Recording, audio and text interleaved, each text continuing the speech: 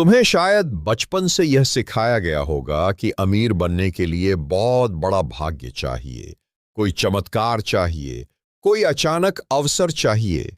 लेकिन अगर मैं तुमसे कहूं कि प्राचीन भारत की एक ऐसी धन नीति थी जिसे जानने वाला व्यक्ति बिना शोर किए, बिना दिखावे के, धीरे धीरे अपनी वास्तविक समृद्धि का साम्राज्य बना लेता था, तो क्या होगा अगर मैं तुमसे कहूं कि यह नीति इतनी गुप्त थी कि इसे हर किसी को नहीं बताया जाता था, क्योंकि यह केवल उन्हीं के लिए थी जो शक्ति को संभाल सकें।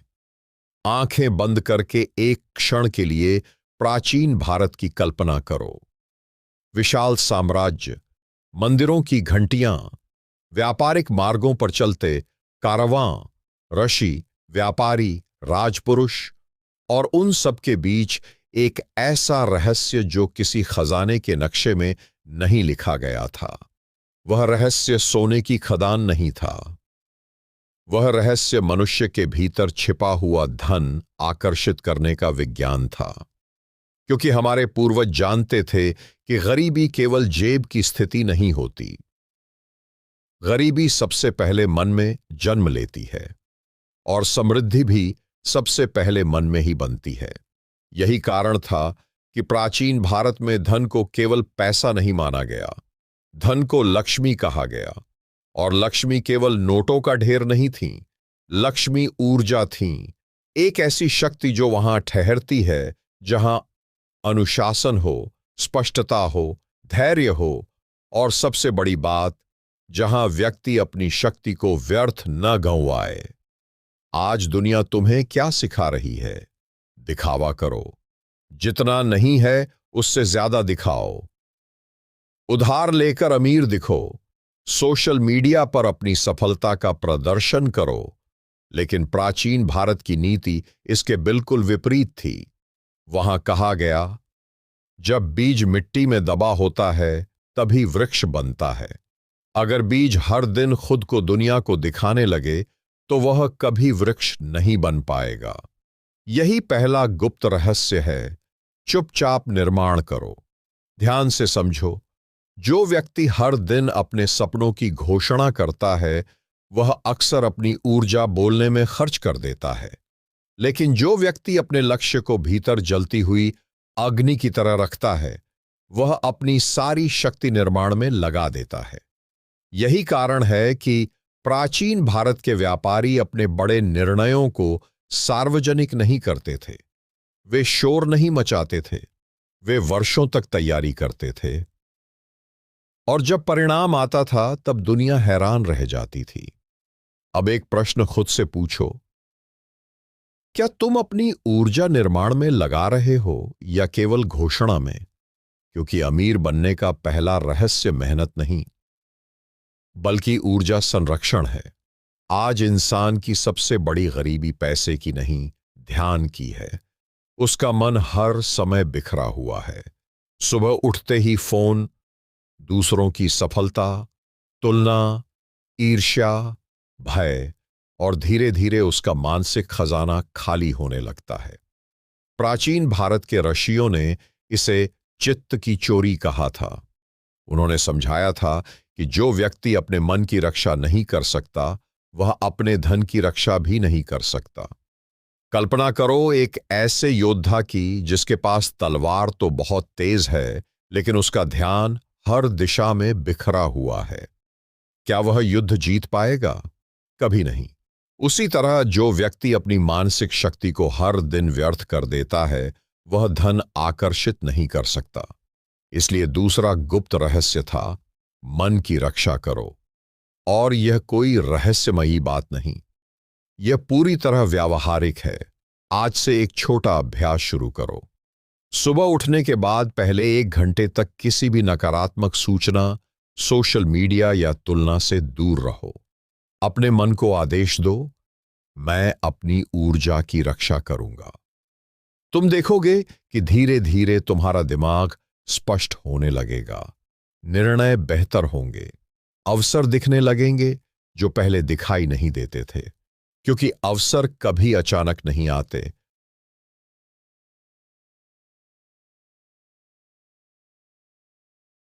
वे पहले से आसपास होते हैं। फर्क सिर्फ इतना होता है कि कुछ लोग उन्हें देख पाते हैं और कुछ नहीं। प्राचीन भारत में व्यापारी केवल पैसा कमाने पर ध्यान नहीं देते थे, वे मूल्य निर्माण पर ध्यान देते थे। उन्हें पता था कि यदि तुम किसी समस्या का समाधान बन गए तो धन स्वयं तुम्हारी ओर आएगा। इसलिए वे पूछते थे, मैं कितना कमा सकता हूं? नहीं, वे पूछते थे, मैं कितनों के जीवन में उपयोगी बन सकता हूं? यही आधुनिक दुनिया का सबसे बड़ा भ्रम टूटता है। लोग सोचते हैं, जब पैसा आएगा तब मैं कुछ बड़ा करूंगा। लेकिन सच्चाई उलटी है। जब तुम लोगों के लिए बड़ा मूल्य पैदा करोगे तभी पैसा आएगा। और यह सिद्धांत इतना शक्तिशाली है कि आज भी दुनिया के सबसे सफल लोग इसी पर काम कर रहे हैं। कोई व्यक्ति लोगों का समय बचा रहा है, कोई उनकी समस्या हल कर रहा है, कोई उन्हें प्रेरणा दे रहा है, और बदले में समृद्धि उनकी ओर खींची चली आती है। अब जरा अपने जीवन को देखो। तुम्हारे भीतर ऐसा कौन सा ज्ञान, हुनर या अनुभव है जो किसी दूसरे इंसान की समस्या हल कर सकता है? क्योंकि शायद तुम्हारा सबसे बड़ा खजाना तुम्हारे भीतर ही छिपा बैठा है और तुम अभी तक उसे पहचान नहीं पाए हो। लेकिन यहां एक और रहस्य आता है, सबसे खतरनाक रहस्य। प्राचीन भारत में कहा जाता था, जिस धन को संभालना नहीं आता वह धन विनाश बन जाता है। यानी अमीर बनने से पहले अमीरी को संभालना सीखो। अगर आज तुम्हें अचानक करोड़ों मिल जाएं, क्या तुम उन्हें बढ़ा पाओगे या कुछ वर्षों में खो दोगे? यही कारण है कि कई लोग पैसा कमाते हैं लेकिन अमीर नहीं बनते। क्योंकि अमीर होना केवल कमाई नहीं, एक मानसिक संरचना है, एक अनुशासन है, एक दृष्टिकोण है। पुराने समय में व्यापारी अपने धन का एक हिस्सा हमेशा सुरक्षित रखते थे, एक हिस्सा सीखने में लगाते थे, एक हिस्सा भविष्य के अवसरों के लिए रखते थे और एक हिस्सा समाज को लौटाते थे। उन्हें पता था, जो नदी केवल अपने लिए बहती है वह सड़ जाती है, लेकिन जो नदी बहती रहती है वह जीवन बन जाती है। अब जरा कल्पना करो, अगर तुम अगले 1 वर्ष तक चुपचाप अपने ऊपर काम करो, हर दिन थोड़ा सीखो, अपनी ऊर्जा बचाओ, दिखावा छोड़ दो और अपनी कमाई का एक हिस्सा सुरक्षित रखो और किसी समस्या का समाधान बन जाओ, तो क्या तुम्हारा जीवन वैसा ही रहेगा जैसा आज है? शायद नहीं।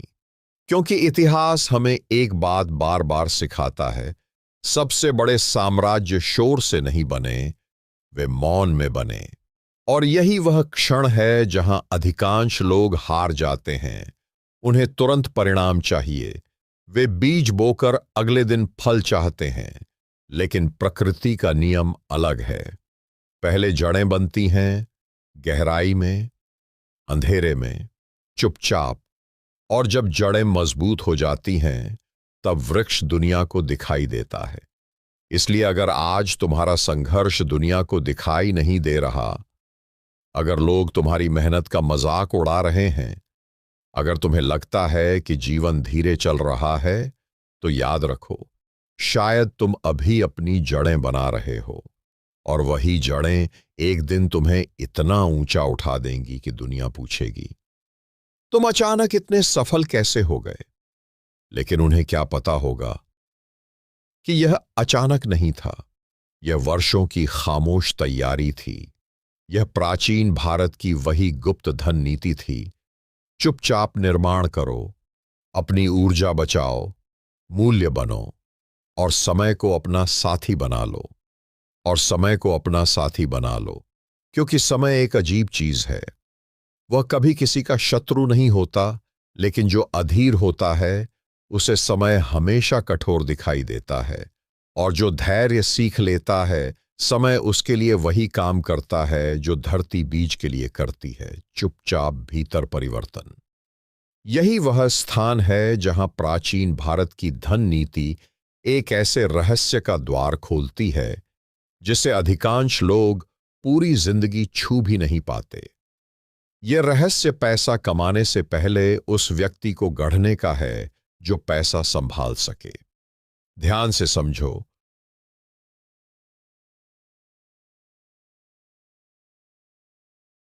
संसार में सबसे बड़ी त्रासदी गरीब होना नहीं है। सबसे बड़ी त्रासदी यह है कि किसी के पास अवसर आए और वह उसे पहचान ही न पाए, क्योंकि अवसर कभी दरवाजा खटखटाकर नहीं कहते, मैं अवसर हूं। वे अक्सर कठिनाई, असफलता, उपहास, अकेलेपन और संघर्ष का चेहरा पहनकर आते हैं। यही कारण है कि जो लोग केवल आसान रास्ता खोजते हैं, वे अक्सर अपनी सबसे बड़ी किस्मत खो देते हैं। जरा कल्पना करो, एक युवा व्यापारी प्राचीन भारत के किसी नगर में अपने गुरु के पास जाता है। उसकी आंखों में बेचैनी है। वह पूछता है,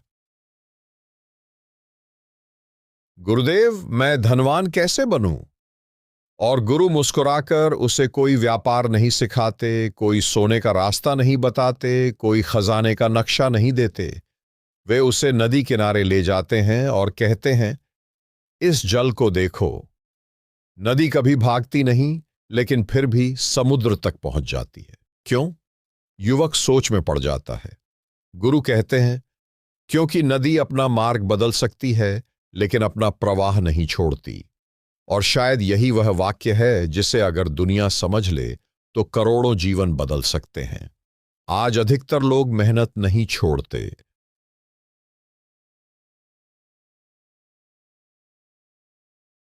वे दिशा छोड़ देते हैं। 2 बार असफल हुए, सपना बदल दिया। किसी ने मजाक उड़ा दिया, आत्मविश्वास खो दिया, पैसे नहीं आए, कोशिश छोड़ दी। लेकिन जो व्यक्ति यह समझ लेता है कि हर बड़ा निर्माण पहले अंधकार से गुजरता है, वही धीरे धीरे अपने भीतर वह शक्ति पैदा करता है जो दुर्लभ होती है। प्राचीन भारत के ग्रंथों में एक बात बार बार कही गई, मनुष्य वही बनता है जिसे वह बार बार अपने भीतर देखता है। इसे केवल आध्यात्मिक बात मत समझना, यह अत्यंत व्यावहारिक विज्ञान है। तुम्हारा मस्तिष्क एक खेत की तरह है। जो बीज तुम रोज उसमें डालते हो, वही उगता है। अगर तुम हर दिन डर, कमिट, तुलना और हार की कल्पना करते हो, तो तुम्हारा मन उसी वास्तविकता को मजबूत करता जाता है। लेकिन अगर तुम हर सुबह कुछ क्षणों के लिए आंखें बंद करके अपने आप को उस इंसान के रूप में देखने लगो जो शांत है, सक्षम है, अनुशासित है और मूल्य निर्माण कर रहा है, तो धीरे धीरे तुम्हारा दिमाग उसी दिशा में खुद को ढालना शुरू कर देता है। यही कारण था कि प्राचीन भारत में ध्यान केवल मोक्ष के लिए नहीं था, ध्यान निर्णय क्षमता के लिए भी था। क्योंकि एक अस्थिर मन कभी बड़ा धन नहीं बना सकता। आज से एक अभ्यास शुरू करो। हर सुबह केवल 7 मिनट अपने जीवन के सबसे बड़े लक्ष्य को महसूस करो। केवल सोचना नहीं, महसूस करना। अपने आप को उस जीवन में देखो जहां तुम्हारे पास आर्थिक स्वतंत्रता है। अपने परिवार के चेहरे देखो। वह शांति महसूस करो जहां बिलों का डर नहीं है। लेकिन यहां एक बहुत गहरी बात समझो, कल्पना केवल सपने देखने के लिए नहीं करनी।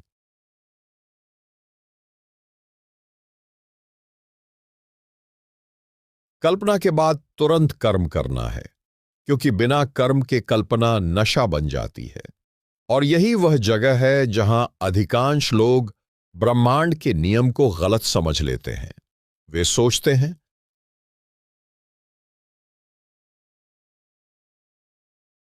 मैं केवल सोचूंगा और सब बदल जाएगा। नहीं, प्राचीन भारत ने कभी निष्क्रियता नहीं सिखाई। वहां कहा गया, कर्म ही यज्ञ है। यानी जो सपना तुम अपने भीतर देखते हो, उसे अपने हाथों से वास्तविकता में बदलना ही पूजा है। अगर तुम अमीर बनना चाहते हो तो सबसे पहले खुद से यह पूछना शुरू करो, मैं ऐसा कौन सा कौशल सीख रहा हूं जिसकी दुनिया को आवश्यकता है? क्योंकि धन हमेशा दुर्लभ कौशल की ओर बहता है।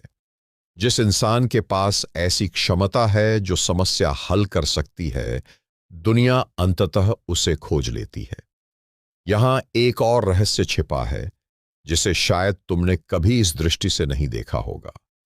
गरीब और अमीर में सबसे बड़ा अंतर पैसे का नहीं, समय के उपयोग का है। दोनों के पास दिन के 24 घंटे हैं, लेकिन एक व्यक्ति अपने समय को मनोरंजन में बहा देता है और दूसरा व्यक्ति अपने समय को बीज की तरह बोता है। ध्यान से सुनो, हर दिन तुम्हारा समय या तो तुम्हें अमीर बना रहा है या गरीब, बीच में कुछ नहीं है। जो 1 घंटा तुम व्यर्थ स्क्रॉलिंग में खोते हो, वह केवल समय नहीं खोता, वह अवसर खोता है, ध्यान खोता है और धीरे धीरे आत्मविश्वास खोता है। यही कारण था कि पुराने समय में व्यापारियों के लिए मौन का समय अनिवार्य होता था। वे हर दिन कुछ समय केवल सोचने में बिताते थे। कोई शोर नहीं, कोई व्याकुलता नहीं, केवल गहरी सोच, क्योंकि उन्होंने समझ लिया था व्यस्त होना और प्रगति करना दो अलग बातें हैं। आज एक छोटा प्रयोग करो। एक कागज लो और 3 प्रश्न लिखो। मेरी सबसे बड़ी ताकत क्या है? लोग मुझसे किस मदद के लिए बार बार आते हैं? अगर मुझे पैसे की चिंता न होती तो मैं किस समस्या को हल करना चाहता? इन प्रश्नों को हल्के में मत लेना। कई बार तुम्हारी नियति इन साधारण दिखने वाले प्रश्नों के भीतर छिपी होती है। दुनिया में अधिकांश लोग इसलिए संघर्ष करते हैं क्योंकि वे किसी और की दौड़ दौड़ रहे होते हैं। उन्होंने कभी रुककर यह पूछा ही नहीं कि उनकी आत्मा किस दिशा में जाना चाहती है। और यहां ब्रह्मांड का एक गूढ़ नियम आता है, जहां तुम्हारा स्वभाव और दुनिया की आवश्यकता मिलती है, वहीं समृद्धि जन्म लेती है। इसे समझने के लिए किसी रहस्यवाद की जरूरत नहीं। देखो, जिस व्यक्ति को बोलना पसंद है, वह शिक्षक बन सकता है, वक्ता बन सकता है, कंटेंट बना सकता है। जिसे समस्याएं सुलझाना पसंद है, वह व्यवसाय बना सकता है। जिसे रचनात्मकता पसंद है, वह कला, डिजाइन, लेखन या निर्माण में महान हो सकता है। लेकिन समस्या यह है कि अधिकतर लोग समाज की आवाज इतनी सुनते हैं कि अपनी आत्मा की आवाज सुन ही नहीं पाते।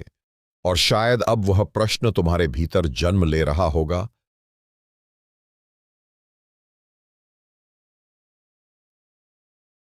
अगर इतना सब सच है तो फिर दुनिया में इतने लोग संघर्ष क्यों कर रहे हैं? उत्तर कठोर है, क्योंकि अधिकांश लोग असुविधा से डरते हैं। वे परिवर्तन चाहते हैं लेकिन कीमत नहीं देना चाहते। वे फल चाहते हैं लेकिन बीज बोने का धैर्य नहीं रखते। वे अमीर दिखना चाहते हैं, अमीर बनना नहीं। यही कारण है कि प्राचीन भारत में एक वाक्य कहा गया, जो स्वयं को जीत लेता है, संसार उसी के चरणों में झुकता है। इसका अर्थ केवल आध्यात्मिक नहीं था। इसका अर्थ यह था कि अगर तुम अपनी आदतों को जीत सकते हो, अपनी इच्छाओं को नियंत्रित कर सकते हो, अपने ध्यान की रक्षा कर सकते हो, तो धीरे धीरे जीवन तुम्हारे पक्ष में मुड़ने लगता है। लेकिन रुको, यहां एक ऐसा रहस्य छिपा है जिसे सुनकर शायद तुम्हारी पूरी सोच बदल जाए, क्योंकि धन केवल कमाया नहीं जाता, धन आकर्षित भी किया जाता है। और इसे समझे बिना कई लोग जीवन भर केवल संघर्ष करते रहते हैं, जबकि कुछ लोग अवसरों के चुंबक बन जाते हैं। और इसके पीछे जो कारण है, वह जितना रहस्यमय दिखता है, उतना ही व्यावहारिक भी है। और इसके पीछे जो कारण है, वह जितना रहस्यमय दिखता है, उतना ही व्यावहारिक भी है। क्योंकि अगर तुम बहुत गहराई से देखो तो तुम्हें समझ आने लगेगा कि इस संसार में हर चीज आकर्षण के नियम पर चलती है। फूल मधुमक्खियों को बुलाता नहीं, वह केवल अपनी सुगंध को इतना प्रबल बना देता है कि मधुमक्खियां स्वयं चली आती हैं। सूर्य पृथ्वी को पकड़कर नहीं रखता, उसका गुरुत्व इतना स्थिर होता है कि ग्रह स्वयं उसके चारों ओर संतुलन में घूमते रहते हैं। और ठीक यही सिद्धांत मनुष्य के जीवन पर भी लागू होता है। कुछ लोग अवसरों के पीछे भागते भागते थक जाते हैं, जबकि कुछ लोग ऐसे दिखते हैं जैसे अवसर स्वयं उनका पता पूछते हुए आ रहे हों। क्या यह केवल भाग्य है? नहीं, कम से कम पूरी कहानी तो नहीं। प्राचीन भारत की धन नीति में एक ऐसा विचार था जिसे सुनकर आधुनिक दुनिया के लोग शायद पहले हंसें, लेकिन यदि वे उसे ईमानदारी से जी लें तो उनका पूरा जीवन बदल सकता है। वह विचार था, पहले पात्र बनो, फिर प्राप्ति अपने आप होगी। यह वाक्य सुनने में साधारण लगता है, लेकिन इसमें वह गहराई छिपी है जिसने साम्राज्य बनाए। ध्यान से समझो, अगर किसी छोटे पात्र में अचानक समुद्र भरने की कोशिश की जाए तो क्या होगा? वह टूट जाएगा। इसी तरह अगर किसी व्यक्ति का मन छोटा है, सोच सीमित है, अनुशासन कमजोर है और आत्मनियंत्रण नहीं है, तो अचानक मिला हुआ धन भी धीरे धीरे उसके हाथों से फिसल जाएगा। यही कारण है कि कितने लोग लॉटरी जीतकर भी कुछ वर्षों में फिर वहीं पहुंच जाते हैं जहां से चले थे। समस्या पैसे की कमी नहीं थी, पात्रता की कमी थी। अब एक क्षण के लिए अपने जीवन को देखो।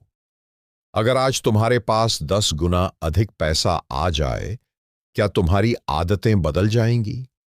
क्या तुम उसे समझदारी से बढ़ाओगे, या वही भावनात्मक निर्णय, वही तात्कालिक इच्छाएं, वही बिना सोचे खर्च तुम्हें फिर वहीं ला खड़ा करेंगे? यह प्रश्न कठोर है, लेकिन शायद यही वह दर्पण है जिसे देखने से अधिकतर लोग बचते हैं। क्योंकि अमीर बनने का रहस्य केवल पैसा जोड़ने में नहीं,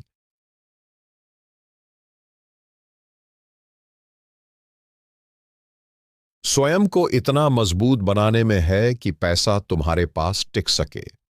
और यहीं वह स्थान आता है जहां चेतना का विज्ञान धन के विज्ञान से जुड़ता है। पुराने समय में आळसी और सफल व्यापारी दोनों एक बात समझते थे, मनुष्य का बाहरी संसार उसके भीतर के संसार का विस्तार होता है। इसका अर्थ यह नहीं कि केवल सोचने से सब बदल जाएगा। इसका अर्थ यह है कि तुम्हारे विचार धीरे धीरे तुम्हारी आदत बनते हैं, आदतें निर्णय बनती हैं, निर्णय दिशा बनते हैं, और दिशा अंततः भाग्य बन जाती है। इसलिए अगर कोई व्यक्ति हर दिन अपने भीतर यह कहानी दोहराता है, मेरे पास कुछ नहीं है, मेरे बस की बात नहीं, लोग आगे बढ़ जाते हैं, मैं नहीं, तो वह केवल शब्द नहीं बोल रहा, वह अपने मस्तिष्क में एक वास्तविकता गढ़ रहा है। अब एक बहुत व्यावहारिक अभ्यास समझो। आज रात जब तुम सोने जाओ तो अपने दिन की समीक्षा करो, केवल 5 मिनट। खुद से पूछो, आज मैंने ऐसा क्या किया जिसने मुझे मजबूत बनाया? क्या सीखा? कौन सी गलती की? और कल मैं केवल 1% बेहतर कैसे बन सकता हूं? ध्यान रहे, केवल 1%, क्योंकि दुनिया बड़े बदलावों के सपने में छोटे बदलावों की शक्ति भूल चुकी है। लेकिन प्रकृति कभी छलांग नहीं लगाती। सूर्योदय धीरे धीरे होता है, वृक्ष धीरे धीरे बढ़ते हैं, ऋतुएं धीरे धीरे बदलती हैं, और जो मनुष्य इस नियम को स्वीकार कर लेता है वह जीवन की गति से लड़ना बंद कर देता है। यही कारण था कि प्राचीन भारत में धैर्य को धन से जोड़ा गया, क्योंकि जो व्यक्ति प्रतीक्षा नहीं कर सकता वह निर्माण नहीं कर सकता। आज का संसार तुम्हें तत्काल संतुष्टि का आदी बना रहा है। एक क्लिक में मनोरंजन, एक सेकंड में जानकारी, कुछ मिनट में भोजन, और धीरे धीरे मनुष्य का मन प्रतीक्षा करना भूलता जा रहा है। लेकिन विडंबना देखो, जीवन की सबसे मूल्यवान चीजें अभी भी समय मांगती हैं। मजबूत शरीर समय मांगता है, महान कौशल समय मांगता है, भरोसा समय मांगता है, और वास्तविक धन भी समय मांगता है। कल्पना करो, 2 व्यक्ति एक ही दिन एक पेड़ लगाते हैं। पहला व्यक्ति हर सुबह मिट्टी खोदकर देखता है कि जड़ निकली या नहीं। दूसरा व्यक्ति रोज पानी देता है, धूप देता है और विश्वास रखता है। 1 वर्ष बाद किसके पास वृक्ष होगा? यही अंतर अधीरता और बुद्धिमत्ता का है। इसलिए अगर तुम अपने जीवन में कोई नई दिशा बना रहे हो तो खुद को समय दो। लेकिन समय देने का अर्थ आलस्य नहीं है। इसका अर्थ है हर दिन काम करो, लेकिन परिणाम को लेकर पागल मत बनो। और शायद अब तुम महसूस करने लगे हो कि यह यात्रा केवल अमीर बनने की नहीं है, यह स्वयं को बदलने की यात्रा है। क्योंकि जब तक भीतर का व्यक्ति नहीं बदलता, बाहर की परिस्थितियां स्थायी रूप से नहीं बदलती। और यहीं एक और रहस्य धीरे धीरे सामने आता है, वह रहस्य जिसे बहुत कम लोग समझते हैं। धन का संबंध केवल मेहनत से नहीं, स्पष्टता से भी है। ध्यान से देखो, अगर किसी जहाज को यह पता ही न हो कि उसे किस दिशा में जाना है, तो सबसे तेज हवा भी उसकी मदद नहीं कर सकती। यही स्थिति अधिकांश लोगों की है। वे मेहनत तो बहुत करते हैं, लेकिन उन्हें पता ही नहीं होता कि जाना कहाँ है। इसलिए आज एक कागज निकालो और अपने जीवन के लिए केवल 3 स्पष्ट लक्ष्य लिखो। बहुत नहीं, केवल 3। आर्थिक, मानसिक और कौशल से जुड़ा। उदाहरण के लिए, मैं अगले 1 वर्ष में इतना बचाऊंगा। मैं हर दिन 30 मिनट सीखूंगा। मैं अपने शरीर और मन को मजबूत करूंगा। जब लक्ष्य स्पष्ट होते हैं तो दिमाग अवसरों को पहचानना शुरू कर देता है। यह कोई जादू नहीं, यह न्यूरोसाइंस है। तुम्हारा मस्तिष्क वही चीजें अधिक देखने लगता है जिन पर तुम ध्यान देते हो। अगर तुम नई कार खरीदने के बारे में सोचो, अचानक वही कार हर सड़क पर दिखने लगती है। क्या कार अचानक बढ़ गई? नहीं, तुम्हारा ध्यान बदल गया। ठीक वैसे ही जब तुम अपने जीवन की दिशा स्पष्ट कर देते हो, तो अवसर जो पहले अदृश्य थे, अचानक दिखने लगते हैं। कोई नया विचार, कोई नया संपर्क, कोई नया रास्ता, और धीरे धीरे जीवन के टुकड़े जुड़ने लगते हैं। लेकिन यहां एक ऐसा मोड़ आता है जहां अधिकांश लोग फिर चूक जाते हैं। वे ज्ञान तो इकट्ठा करते हैं, लेकिन उसे जीते नहीं। किताबें पढ़ते हैं, वीडियो देखते हैं, प्रेरित होते हैं, और फिर वही पुरानी आदतें। यही कारण है कि केवल ज्ञान पर्याप्त नहीं, ज्ञान को क्रिया में बदलना पड़ता है। और इसके लिए एक अत्यंत शक्तिशाली तकनीक है, सूक्ष्म संकल्प। बहुत बड़े वादे मत करो। यह मत कहो मैं कल से सब बदल दूंगा। नहीं, कहो मैं कल सुबह केवल 10 मिनट सीखूंगा। केवल 10 मिनट। मैं रोज 100 रुपए बचाऊंगा। केवल 100। मैं हर दिन 5 मिनट ध्यान करूंगा। केवल 5। क्योंकि छोटी जीतें आत्मविश्वास बनाती हैं, और आत्मविश्वास जीवन बदल देता है। और अब एक बहुत गहरा रहस्य धीरे धीरे सामने आने वाला है।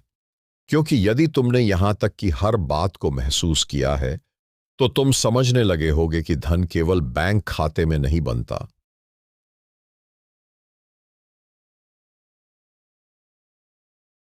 वह पहले अदृश्य दुनिया में बनता है।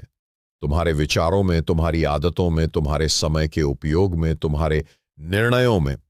लेकिन अभी भी एक ऐसा छुपा हुआ सिद्धांत बाकी है जिसे जाने बिना कई मेहनती लोग भी जीवन भर संघर्ष करते रहते हैं। क्योंकि वे यह नहीं समझ पाते कि कुछ लोग कम प्रयास में भी बहुत आगे कैसे निकल जाते हैं, और कुछ लोग अथाह मेहनत के बावजूद वहीं क्यों रह जाते हैं। और इसका उत्तर केवल मेहनत में नहीं, बल्कि उस अदृश्य शक्ति में छिपा है जो हर इंसान के चारों ओर एक मौन चुंबकीय क्षेत्र की तरह काम करती है।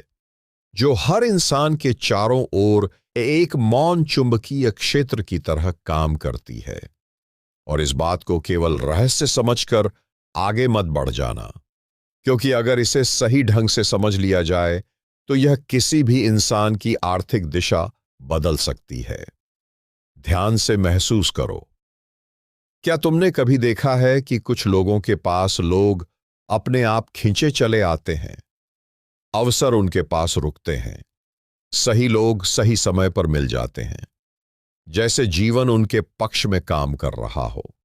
जबकि कुछ लोग हर समय संघर्ष करते हैं, बार बार वही गलतियां दोहराते हैं, गलत लोगों से घिर जाते हैं, और चाहे कितनी भी मेहनत कर लें, उन्हें लगता है जैसे कोई अदृश्य दीवार उन्हें आगे बढ़ने से रोक रही हो। अगर बहुत गहराई से देखा जाए तो इसका एक बड़ा कारण है मनुष्य का आंतरिक वातावरण। प्राचीन भारत में इसे संगति की शक्ति कहा गया, लेकिन संगति का अर्थ केवल दोस्त नहीं था।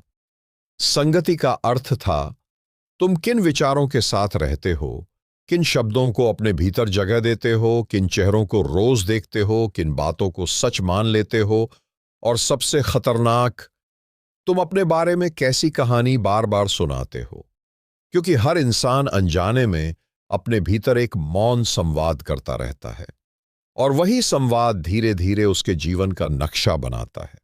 अगर कोई व्यक्ति रोज अपने आप से कहता है, मेरी किस्मत खराब है, मेरे पास अवसर नहीं, पैसा केवल भाग्यशाली लोगों को मिलता है, तो समझ लो कि उसने अपने ही भीतर एक ऐसी जेल बना ली है जिसकी सलाखें दिखाई नहीं देती।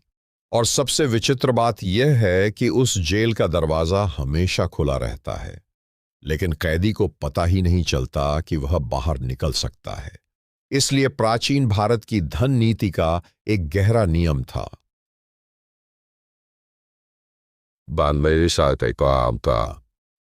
पहले अपनी कथा बदलो, क्योंकि जब तक तुम अपने बारे में पुरानी कहानी दोहराते रहोगे, जीवन भी तुम्हें वही पुराना परिणाम देता रहेगा। अब यहां एक बहुत शक्तिशाली अभ्यास है जो साधारण लगता है, लेकिन यदि ईमानदारी से किया जाए तो धीरे धीरे तुम्हारे निर्णय, आत्मविश्वास और आर्थिक दिशा बदल सकता है। आज रात एक कागज लो और 2 कॉलम बनाओ। पहले में लिखो, मैं अपने बारे में कौन सी सीमित बातें मानता हूं, जैसे मैं बिजनेस नहीं कर सकता, मैं पैसे संभाल नहीं सकता, मेरे पास संसाधन नहीं, मेरी उम्र निकल गई। दूसरा कॉलम बनाओ, अगर यह सच न हो तो। और अब हर सीमित विश्वास के सामने एक नया वाक्य लिखो, मैं सीख सकता हूं, मैं अनुशासन विकसित कर सकता हूं, मैं छोटे स्तर से शुरुआत कर सकता हूं। यह कोई प्रेरणात्मक खेल नहीं है, यह तुम्हारे मस्तिष्क की प्रोग्रामिंग बदलने की प्रक्रिया है। क्योंकि सुनने में चाहे अजीब लगे, लेकिन मस्तिष्क तथ्य और दोहराई गई कहानी के बीच हमेशा अंतर नहीं करता। जो बात तुम बार बार सोचते हो, तुम्हारा मन धीरे धीरे उसे वास्तविकता की तरह मानने लगता है, और फिर तुम्हारे निर्णय उसी विश्वास के अनुसार बदलने लगते हैं। यही कारण है कि आत्मविश्वास अक्सर सफलता के बाद नहीं आता।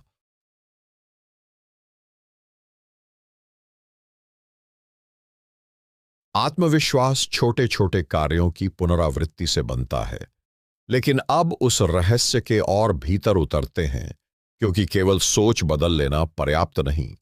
अगर भीतर का वातावरण बदल गया लेकिन बाहरी वातावरण वही रहा, तो मनुष्य फिर पुरानी दिशा में खिंच सकता है। यही कारण था कि पुराने समय में गुरु केवल ज्ञान नहीं देते थे, वे वातावरण बदल देते थे। शिष्य को ऐसे लोगों के बीच रखा जाता था जहां अनुशासन सामान्य बात हो, सीखना सामान्य बात हो, और शिकायत करना असामान्य हो। अब अपने जीवन को देखो, तुम किन लोगों के साथ सबसे अधिक समय बिताते हो? क्या वे तुम्हें ऊपर उठा रहे हैं या धीरे धीरे तुम्हारी ऊर्जा खींच रहे हैं? ध्यान रहे, इसका अर्थ घमंड नहीं है। इसका अर्थ केवल इतना है कि जिस मिट्टी में बीज बोया जाए, उसका स्वभाव वृक्ष के भविष्य को प्रभावित करता है। अगर तुम हर समय नकारात्मकता, शिकायत, डर और बहानों से घिरे हो, तो धीरे धीरे तुम्हारा मन भी वैसा बनने लगता है। लेकिन अगर तुम ऐसे लोगों के संपर्क में रहते हो जो सीख रहे हैं, आगे बढ़ रहे हैं, निर्माण कर रहे हैं, तो उनका प्रभाव धीरे धीरे तुम्हारी चेतना को बदलने लगता है। और अगर अभी तुम्हारे आसपास ऐसा वातावरण नहीं है, तो निराश मत हो। आज के युग में वातावरण केवल भौतिक नहीं रहा। तुम जिन किताबों को पढ़ते हो, जिन लोगों को सुनते हो, जिस कंटेंट को रोज अपने मन में प्रवेश करने देते हो,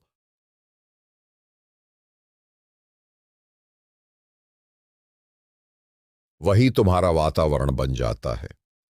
इसलिए आज से अपने मन की रक्षा उसी तरह करो जैसे कोई राजा अपने खजाने की रक्षा करता है। हर चीज को भीतर प्रवेश मत करने दो। अब एक और गहरा रहस्य, जो सुनने में छोटा लगेगा लेकिन इसकी शक्ति जीवन बदल सकती है। ऊर्जा का रिसाव।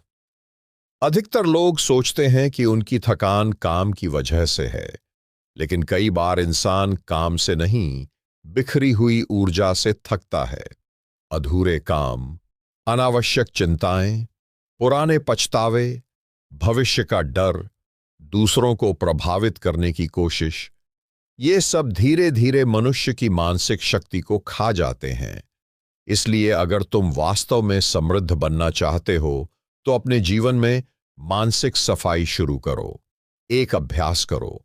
सप्ताह में एक दिन केवल यह लिखो, क्या चीज मेरी ऊर्जा खा रही है?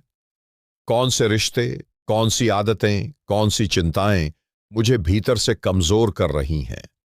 और फिर धीरे धीरे उन रिसावों को बंद करना शुरू करो। याद रखो, कभी कभी अमीर बनने का अर्थ अधिक कमाना नहीं होता। कभी कभी अमीर बनने का अर्थ अपनी शक्ति को व्यर्थ जाने से रोकना होता है।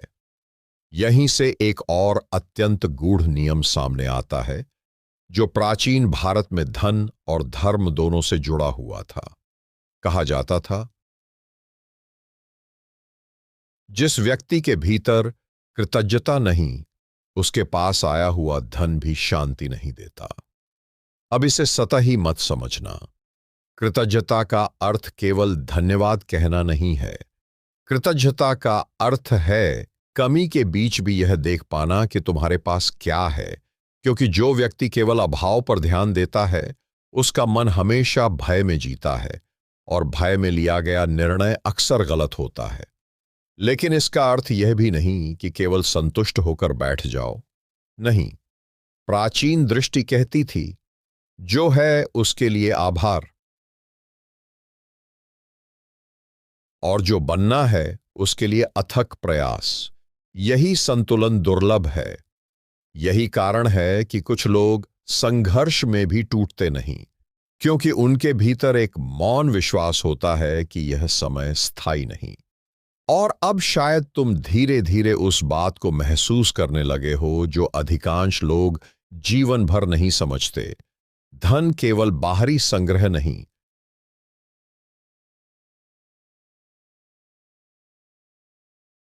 यह एक आंतरिक आवृत्ति भी है। ध्यान दो, जब कोई व्यक्ति भीतर से भयभीत, भ्रमित और आत्मसंदेह से भरा होता है, तो उसके निर्णय कैसे होते हैं?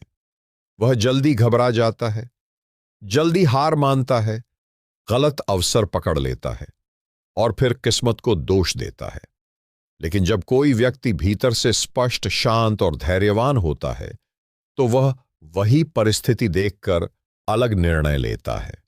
यानी कई बार दो लोगों के बीच अंतर अवसरों का नहीं होता, अंतर केवल चेतना का होता है। लेकिन रुको, यहां एक ऐसा द्वार खुलने वाला है जिसे बहुत कम लोग पार कर पाते हैं, क्योंकि अभी तक हमने उस शक्ति की केवल छाया देखी है। असली रहस्य अभी उस स्थान पर छिपा है जहां मनुष्य अपने भय, अपनी इच्छाओं और अपने भाग्य के बीच का संबंध समझना शुरू करता है। और जब यह संबंध समझ में आ जाता है, तब जीवन केवल संघर्ष नहीं रहता, वह धीरे धीरे एक सुनियोजित निर्माण जैसा लगने लगता है।